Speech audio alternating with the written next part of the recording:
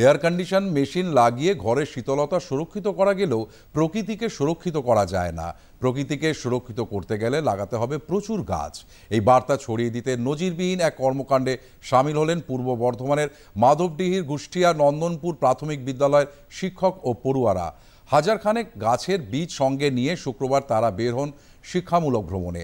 বাসে চড়ে ভ্রমণ করার সময় যেখানেই তারা ফাঁকা জায়গায় দেখতে পায় সেখানেই কাদা দিয়ে পাকানো গাছের বীজের গোলা ফেলেন।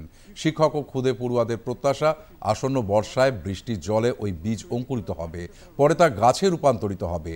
প্রধান শিক্ষক মৃত্যুঞ্জয় মালিক বলেন, বর্তমান সময়ে বৃক্ষ নিধন বন্ধ করা ও গাছ লাগানো অত্যন্ত জরুরি হয়ে পড়েছে। মেশিন দিয়ে প্রকৃতিকে সুরক্ষিত রাখা যায় না। প্রকৃতিকে সুরক্ষিত করতে হলে সবাইকে গাছ লাগাতেই হবে।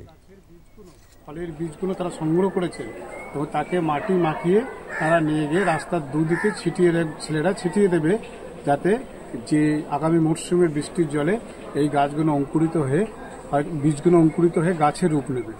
আমাদের যে গ্রীষ্মের দাবদাহ চলছে, এর থেকে বাঁচার একটি উপায় হচ্ছে প্রচুর পরিমাণে বৃক্ষরোপণ করা। এই বৃক্ষরোপণই একমাত্র উপায়। আমাদের কিন্তু এই এসি লাগিয়ে আমাদের নিজের ঘরকে সুরক্ষিত করলে হবে না, আমাদের সমাজকে সুরক্ষিত করতে হবে। তার জন্য প্রচুর পরিমাণে গাছ লাগাতে হবে। সেই ছোট্ট প্রয়াস আমরা নিয়েছি আমাদের গুষ্টিয়া নন্দনপুর প্রাথমিক বিদ্যালয় থেকে। আমাদের 101 জন স্টুডেন্ট প্রত্যেককে 10টা-15টা করে এই গোলা তৈরি করেছে। আমাদের প্রায় 1000 খানেকের ওপর এগুলো সংগ্রহ করেছি আমরা, এবং আমি নিজে ব্যক্তিগতভাবে 100 গোলা তৈরি করেছি।